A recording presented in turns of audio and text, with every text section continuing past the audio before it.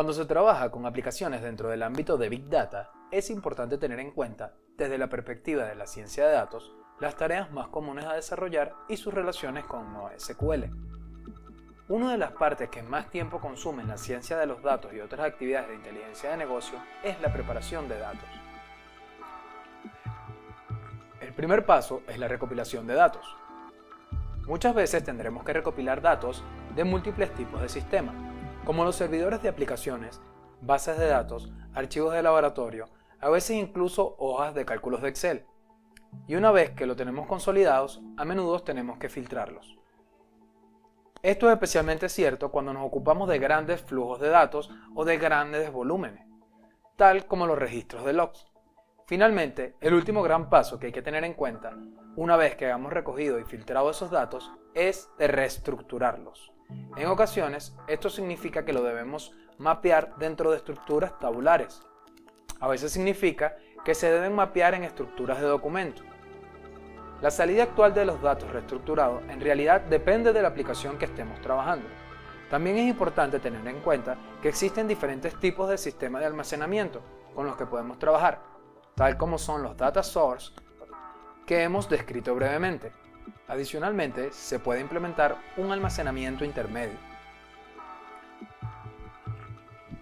Esto podría ser un área de ensayo o staging area, o el desarrollo de un sistema que permita almacenar una pequeña cantidad de datos, para luego realizar el almacenamiento en el sistema de producción. El ambiente de producción típicamente es un clúster de gran escala con varios servidores, y estos suelen tener la mayor capacidad de almacenamiento considerable.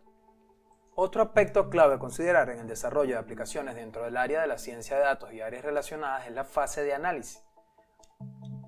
Una de las partes más importantes y fundamentales es la recuperación de los datos, la cual está sujeta a la pregunta: ¿qué tan expresivo es el lenguaje de consulta?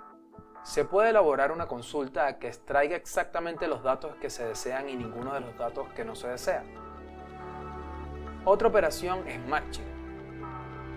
Esto se correlaciona con la forma en que se puede coincidir con patrones complejos a través de estructuras tales como documentos, matrices y listas.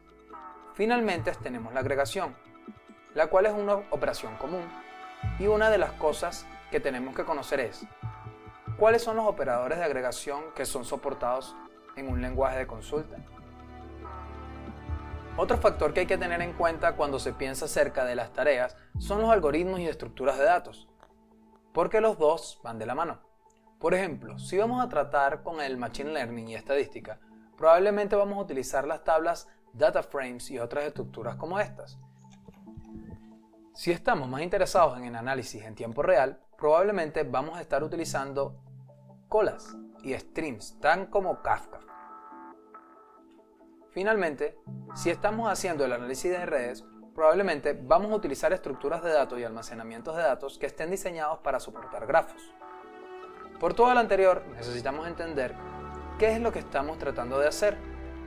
Y por otro lado, asegurar la manera de cómo vamos a enmarcar y reestructurar nuestros datos. Resumiendo, estas son las principales tareas que tenemos que tener en cuenta desde la perspectiva de la ciencia de datos cuando se trabaja con NoSQL, ya que estamos recolectando, filtrando y reestructurando los datos, y esto es, por lo general, un proceso unificado. Este es el núcleo de la etapa de preprocesamiento, por lo cual nosotros necesitaremos entender la forma en que vamos a almacenar la data y las diferentes etapas que esto conlleva. Por ejemplo, si tenemos diferencias entre los data source, staging area y áreas de desarrollo y la manera en la que vamos a almacenar en producción. También tenemos que entender, una vez que los datos estén almacenados, cómo los vamos a extraer, cómo vamos a consultarlos, qué tipo de operadores soporta nuestro lenguaje de consulta, cómo vamos a consultar estructuras complejas, y si necesitaremos realizar agregaciones, qué tipo de agregaciones están disponibles en nuestro lenguaje de consulta y en nuestra base de datos NoSQL, y qué es lo que tenemos que hacer a nivel de aplicación. Y finalmente, en la etapa de análisis, realmente necesitaremos entender el tipo de análisis que vamos a hacer para así poder estructurar nuestros datos de manera apropiada.